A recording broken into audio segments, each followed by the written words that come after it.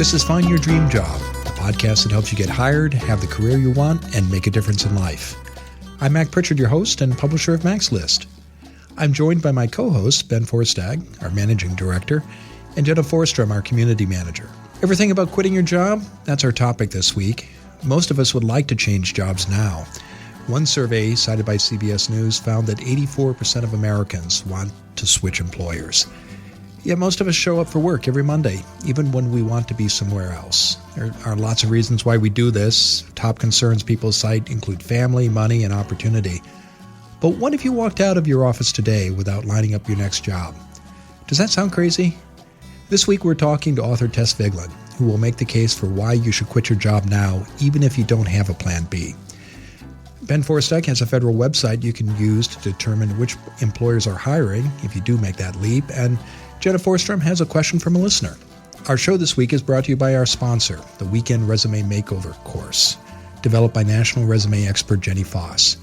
To learn more about how you can develop a professional quality resume in just 2 days, visit maxlist.org/jobjenny. Hey Mac, Ben here.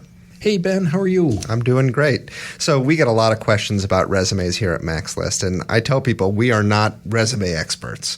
Jenny is. So what are the questions that you get, and how do you think Jenny's course can help them? The number one question I get, Ben, is do I really need to tailor my resume for every application? And the answer is yes, because if you want to stand out in a stack of resumes, and it will be a stack if it's a publicly posted position, you have to address the needs and concerns of an employer.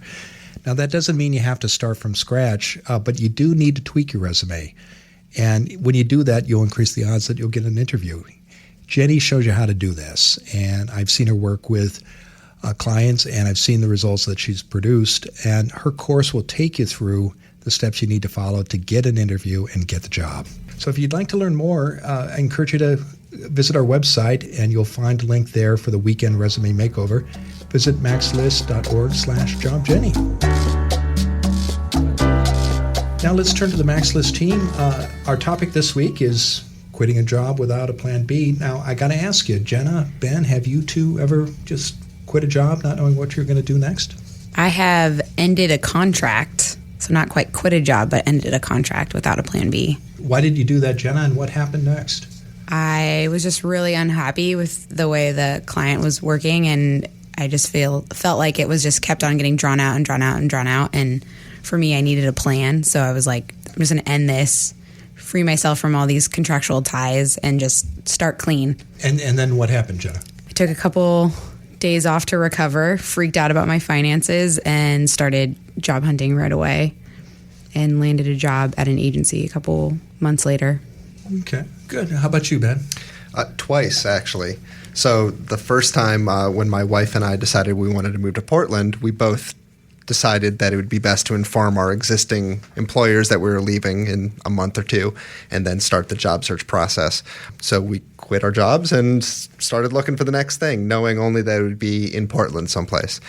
I also quit a job here in Portland once just because it was a bad situation and I didn't want to be there any longer, and I needed to really just cut the ties and move on to the next thing, even if that next thing wasn't lined up. Interesting story about both of these situations, though, is that within a month of quitting those jobs, I was informed by my wife that she was pregnant. So that added a layer of stress to that whole big unknown of the job search, trying to find a job to take care of my wife and my unborn children. And so now the joke is, Erin, my wife, has told me I'm not allowed to quit any more jobs because we don't want a third child. Okay.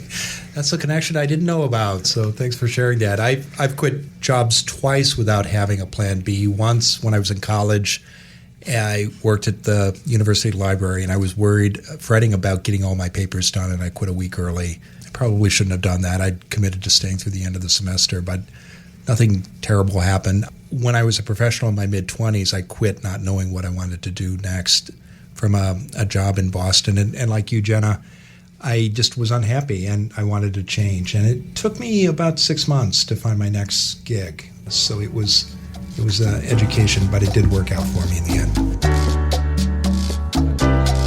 Let's turn to Ben, who every week is out there looking for resources that you all, our listeners, can use. Ben, what have you found for us this week? So this week I want to talk about an online resource that I found that has all kinds of interesting employment data. This is from the Bureau of Labor Statistics, also known as the BLS, and it's a part of the U.S. Department of Labor. And it's the principal federal agency responsible for measuring all labor market activity in the United States. Working conditions, price changes, employment, all things like that. So they have this quarterly newsletter called Career Outlook, and it's produced by the BLS, and it's all around employment trends. Career Outlook articles provide data and information on a variety of different topics, including occupations and industries, pay, benefits, and more. This is actually written for the layperson, people like you and me, to help them plan their careers. It's a little bit more lively than your usual government report. It has 4 different features each quarter. One is kind of the feature articles, which are an in-depth look at a range of career topics. For example, there's a really excellent article about job interviewing in the most recent edition. If you are up against a job interview here soon, I'd definitely check it out because it's like a 2,000-word real thorough deep dive into job interviews. It's good stuff. Another section explores unusual jobs through the work of someone in that occupation. So this month they actually discuss mystery shoppers.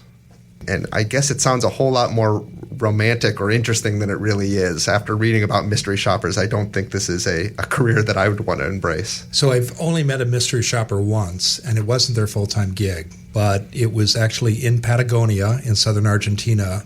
They worked for American Express, and they were on vacation, but they got to stay at a 5-star hotel in Buenos Aires as mystery shoppers. Well, that sounds cool. That was very cool. The article I read was about like going to grocery stores and buying, Hostess cupcakes and avocados and things like that. One of the things it said is oftentimes mystery shoppers don't even get paid. They get like the product they're supposed to go buy is what their payment is. They get to keep that. And these people weren't paid. And just for the benefit of our listeners, I'm usually not walking around Patagonia all the time. So this is kind of an exotic aside. But I have met a mystery shopper once. Yeah. Well, so I guess it depends on where you're mystery shopping. A third section includes interviews with specific workers about their career paths, what worked and what didn't, helping them get to where they are today. But what I found most interesting is the section called Data on Display, which is a graphic presentation of all kinds of different data, economic data, on employment and other topics. And Ben, you're a numbers guy, so I imagine this was a favorite section of yours. I am, yeah. And so going through the archives, there's all kinds of interesting nuggets of information, many of which might be able to help you in your career decisions. One of the most interesting ones is some hard data on the value of education, specifically how much more people make on average as they acquire more education and how unemployment decreases as you get to more education or higher up the education ladder. There's a pretty strong correlation until you get to PhDs, and then everything takes a step backwards. So the person with the PhD ends up making less than the person with the master's degree on average, and unemployment for PhDs is actually higher than people with master's degrees. Interesting stuff. This is called the Career Outlook. It's on the Bureau of Labor and Management website, and the URL for this is bls.gov/career outlook. And as I say every week, I will include a link in the show notes. Good. Well, thanks, Ben. And if you're not getting the show notes, you can go to our website and sign up for our weekly newsletter. If you've got a suggestion for Ben, write him, and we may share your idea on the show. His address is ben@maxlist.org. Now it's time to dive deep into the MaxList mailbag. And let's turn to Jenna, who has the question of the week. Jenna, what do you hear from our listeners? Today's question comes from Chris, who asks, how does one brand themselves in the midst of a career or industry transition? I thought this was a really great question if you're radically changing career paths midway through your career. Some of the tips that I have are to review current skills and then compare them to job postings that you see online in your new career or your new industry. Crafting a story around the change. So what's the story behind why you're making that change? So I've been doing X, but I found that in my personal life, I'm spending a lot of time doing Y, and I would like to move that way and invest all of my time in that. Using the pivot method, which I know we've talked about on previous podcasts, and then just being honest, like signed up for this, not happy with it, going back to school and changing my story. How about Ben, Mac, any other tips? Yeah, I mean, I think the big one is when you make a decision that you want to switch to a new career or a new industry, just looking at your current skills and seeing how they translate to the new job you're going for. And it may well be in a lot of situations that there are a lot of transferable skills there. It's just about reframing that experience you have in a new direction. It may also well be that you don't have all the skills that you need to have to get to where you want to be, and then that's where you consider going back to school so you can get those skills, or volunteering, or doing some other educational approach. But I think framing everything, what you've done around the new objective is the key. Yeah, and I like your point, Jenna, about having a story and explanation as to why you're making this change. Because when you offer that up, you remove an objection that might be in the employer's mind that maybe they never raised with you. By laying out why you're doing this and how it's going to benefit the employer, you're going to increase the chances of success. Awesome. If you have a question for me, leave a comment on our Facebook page, and if we use your question on a future podcast, you win a special prize. Thanks, Jenna, and thanks, Ben. These segments by Ben and Jenna are sponsored by the Weekend Resume Makeover course from renowned resume coach Jenny Foss. Now, when you find that perfect job, you need to craft a killer resume, one that gets noticed and lands you an interview. And you need to do it quickly before someone else snags your dream job. You could pay for a custom resume, or you can save time and money by learning the tips and tricks for resume writing yourself. Job Jenny's Weekend Resume Makeover course teaches you how to think like a hiring manager. It takes you through a step-by-step process that's proven to make your resume stand out and get the attention your application deserves. Weekend Resume Makeover captures everything Jenny Foss does best, making things simple, getting results, and having some fun along the way. To see the Weekend Resume Makeover course for yourself, visit our website. Go to maxlist.org/jobjenny.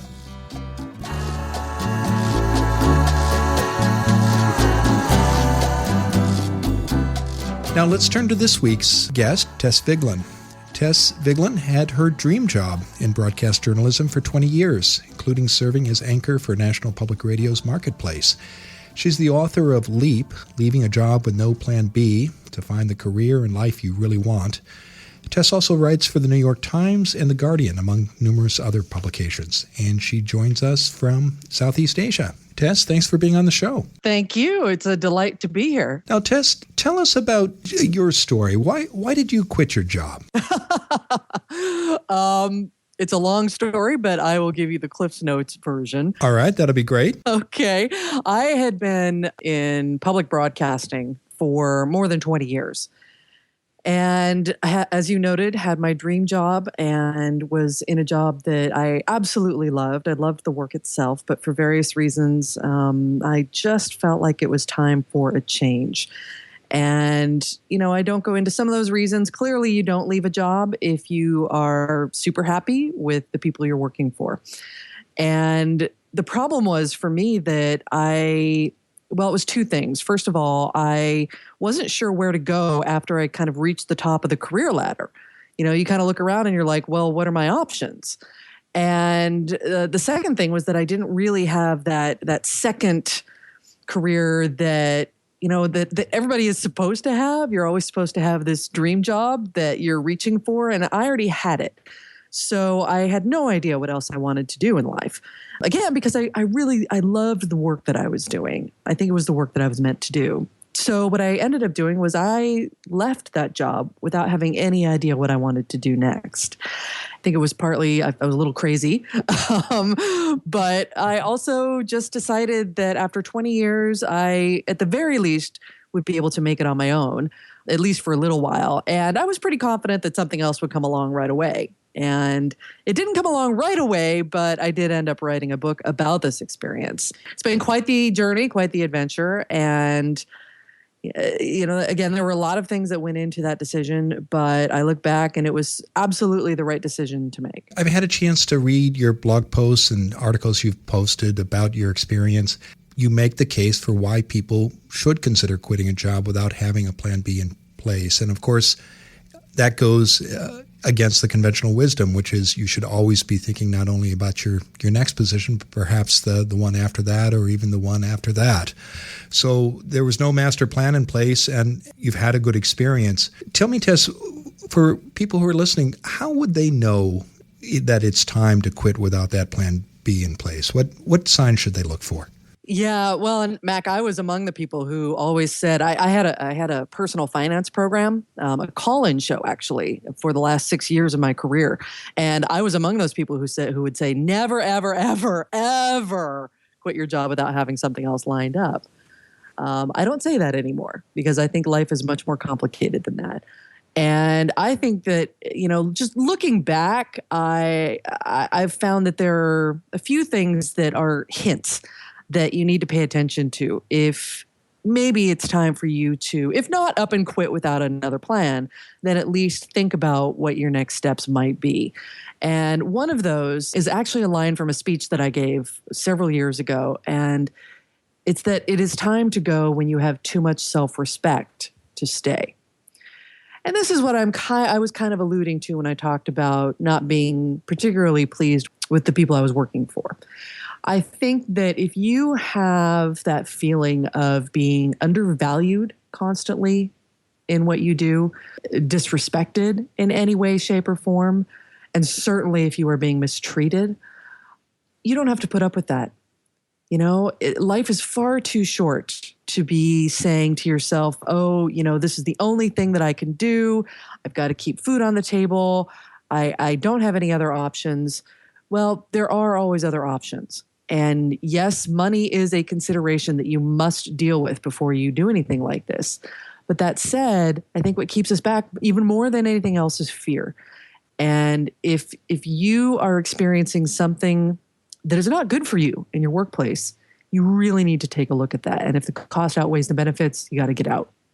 Second of all, your body will tell you that it's time to go. My hair started falling out. Some of the people that I talked to for the book, they either got like back pains that they had never had before and they were in perfect physical condition, or they started getting migraines, something like that. So you need to pay attention to those signs as well. And, honestly, if you are asking yourself the question, how will I know when it's time to go?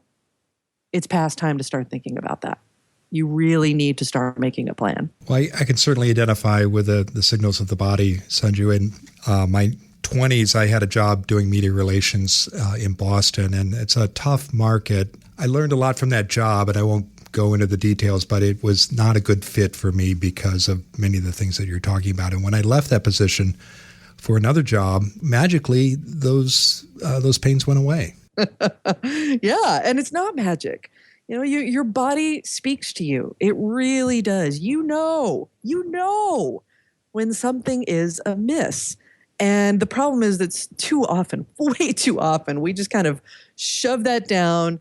We try to ignore it. We try to tell ourselves that there's something else going on. But we know, deep in your heart of hearts that something's going on with you at work. And your body is screaming at you. And the thing that you need to do is really pay attention to that and honor it. Yeah, I think that's a powerful message. Now, Tess, you share your own story in your book, but I know you interviewed, I think, more than 80 people about their experiences. What were some of the benefits you saw either personally or in the people you talked to about the benefits of quitting? Oh, man, there are so many. And they're different for every person, but I think first and foremost, and this went for me as well, ultimately what people garner is a sense of confidence, of renewed confidence in your ability as a person to bounce back from adversity, to find a way to get through the tough times, and there will be tough times after taking such a huge risk. Aside from just personally having more confidence, really what it tells you is that you have skills that are marketable. I think we don't take the time to really look at what we do in the workplace and figure out how those skills are translatable. There are things that I did in my job, and I'm sure that this is true for you as well, and a lot of your listeners, where you'll be describing what you do to somebody, and you'd say, "Oh, I could do that by the back of my hand. That's just simple. I can do that in my sleep." Well, if you look at what that is, there are probably most of the people out there can't do that. It's a skill that you've developed over the years, particularly if you are mid-career, that because you do it so well, because you do it so often, you forget that it's a skill. I didn't even think of public speaking as a skill. I spent 20 years on the radio, and during a lot of that time, I would go out and visit public radio stations around the country, and I would talk to audiences, and I talked to audiences every day on the air. So for me, that was just part of who I was. It was just part of my DNA.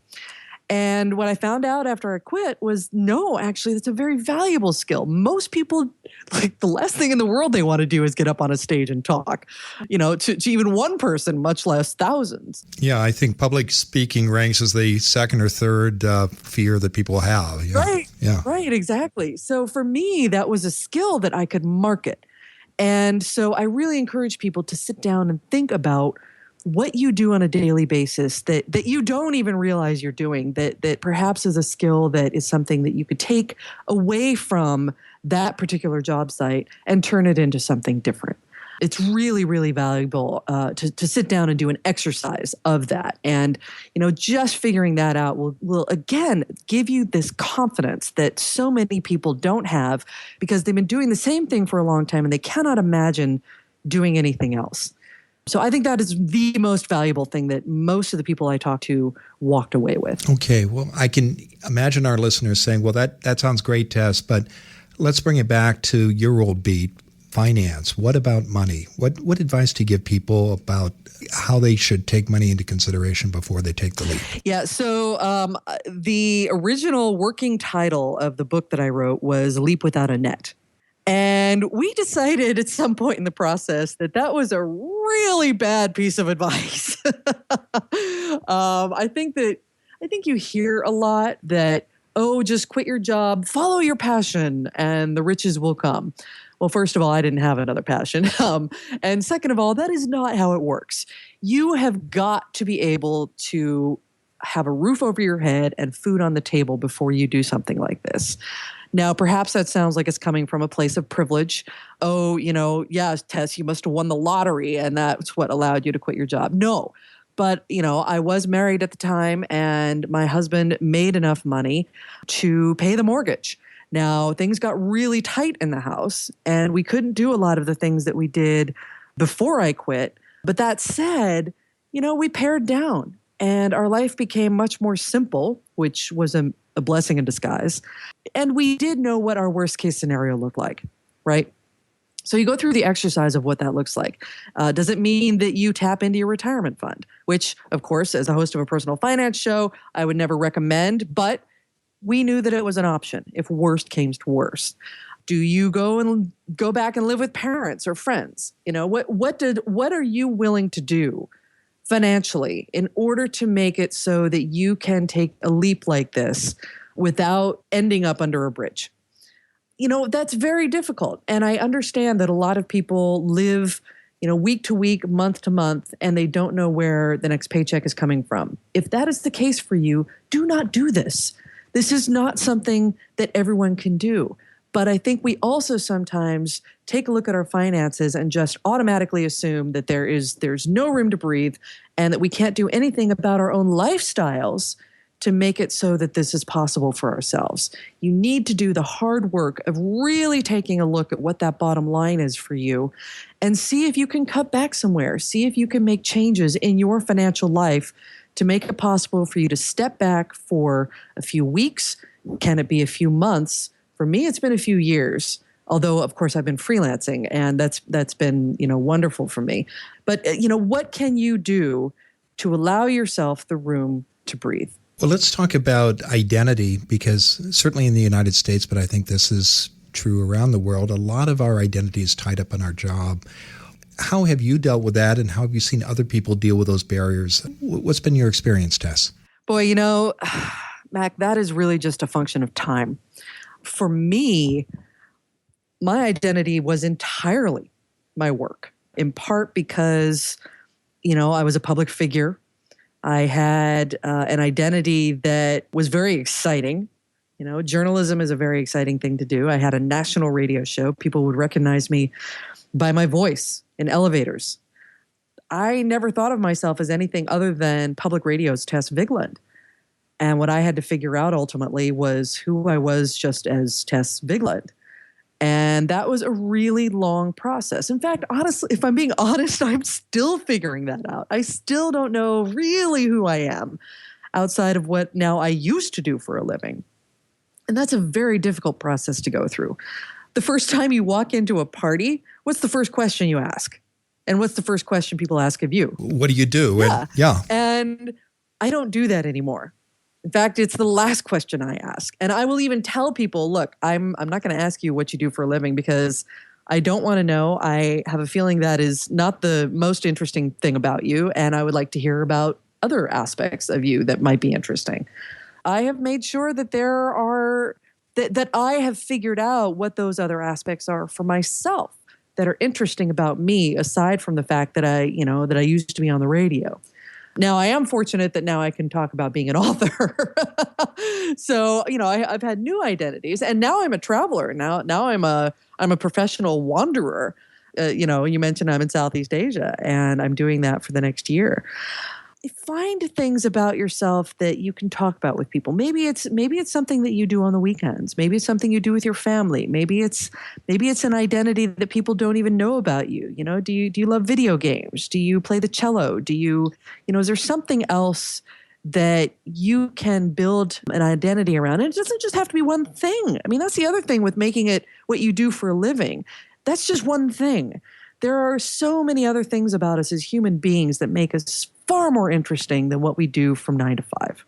And it's a tough process to go through that and figure out what that is, but it is entirely worth it, and you will find those things. Yeah, I think that's great advice, whether you're currently employed or you've taken the leap and left a job without having that plan B, because we are much more than our jobs alone. Each of us has so many different skills and relationships, and I think we do ourselves a discredit when we focus just on our career and our job title. Amen. Well, Tess, what else would you like to add for our listeners?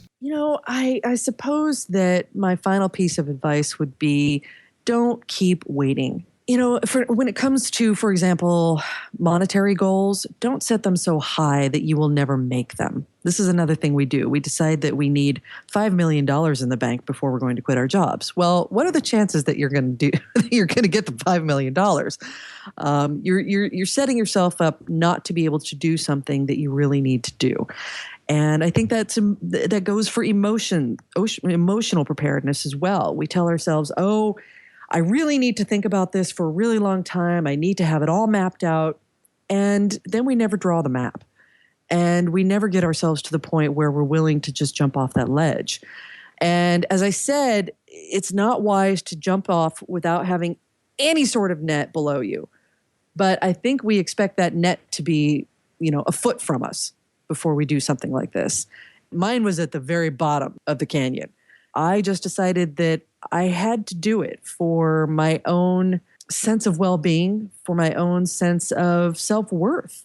So don't set those goals so far ahead of yourself and so high that you never take that leap, because you never know what it's going to do for you. Risk is really scary, but the rewards can be quite remarkable. Well, thank you, Tess. Tell us what's coming up for you next. Well, I decided late last fall, actually, in the fall of 2015, that one of the things I really wanted to do with my life was see other parts of the world.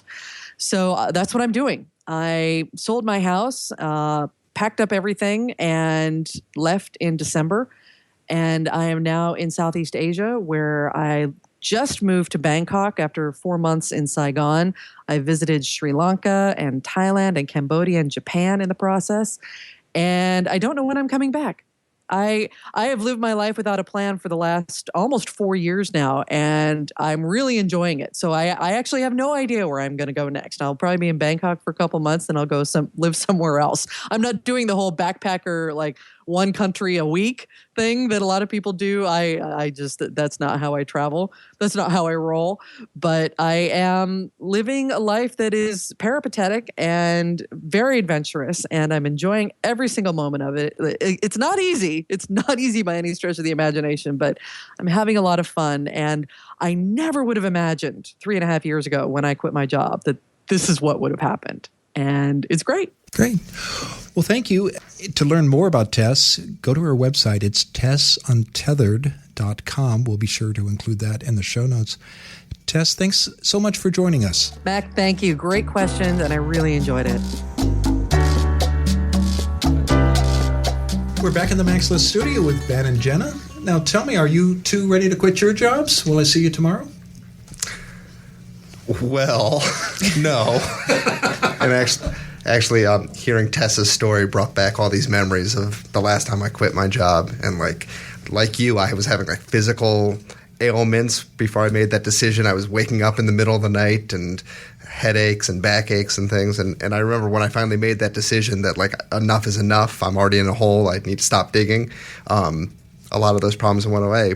And I really liked her point about finding other things to build your identity around, because I was so tied up in my job at the time. And when I forced myself to take time off and quit, it opened up all these other opportunities that I didn't have. And so the big one for me was my wife and I had a 8-month-old son, and it gave me this great opportunity just to spend time with him. And I was his primary caretaker for 4 or 5 months, which is an opportunity most parents don't get. So for me, it was a great situation. Unfortunately, I had the means to do it, but it's pretty scary at the same time. Not something I necessarily want to do again. It is scary, and we didn't have time to talk about this in the interview, but reading Tessa's blog post, I know one of the things that she recommends that you do when you do leave a job is take advantage of the time. Don't spend all your time plotting your next move or looking for your next position. Take time to pursue personal interests. So when I was out of work once, we actually got a puppy. Yeah. And that was Kaiser's predecessor 2 dogs ago, but it was a good time to have a dog. Yeah, we've talked in the past about the gift of time, and I've often told friends, you either have money or you have time, but you rarely do you have both. And so when you have one or the other, take advantage of it. Yeah. What are your thoughts, Jenna? I had a similar thought about the identity. It's even when I was job hunting, most recently before I came to Max List, people getting coffee or meeting new friends, and they'd be like, what do you do? And I was like, I'm a skier, because I needed an identity, and I needed something that wasn't I'm unemployed and looking, even though Max List says to tell people right away. But it's just so hard to get over that cultural acceptance and wanting to feel part of something. So I just say, I'm taking the winter off and being a ski bum, and that worked. I also really liked her thoughts on, in the middle of the conversation, talking about thinking about what you do really, really well, and that what your friends say you're really good at. She's really good at public speaking, and I was blessed to see her speak at WDS a couple years ago when she announced that she was leaving. And so it's just, I can't imagine being on stage and saying something like that. So just thinking about what you're specifically really good at and using that to market yourself. I should note, Jenna, that in Oregon, being a ski bum is a recognized career. So Yeah. Yeah, I think that's actually an elite profession. Working on my goggle tan. Okay. Well, thank you, Jenna. Thanks, Ben. And thank you, our listeners. If you like what you hear on our show, you can help us by leaving a review and rating at iTunes. This helps others discover the show and helps us serve more job seekers. So take a moment and leave your own comment and ratings. Just go to www.maxlist.org, iTunes. And now here's an email we received from John Christine in Heartland, Wisconsin. He writes, I just finished listening to your podcast regarding work over 50. Very well done. I found it very informational. I look forward to hearing more of your podcasts. Keep up the great work. That was a good show. I remember Carrie had some really astute points for older job seekers, and I've heard from other folks who said that they got a lot of good lessons from her as well. Well, I enjoyed that show too, Ben. I thought Carrie did a great job, and we've had actually a lot of positive feedback about that episode. Hey, Mac, we've got some more exciting news here on our podcast. Jenna? We are now available on Google Play for our Android users. Okay. So spread the word. All right. So if you have a friend who hasn't been able to listen to the show because they've got an Android device, let them know the good news. Well, great. Well, that's a great tip. Well, thank you all for listening. We'll be back next Wednesday with more tools and tips you can use to find your dream job.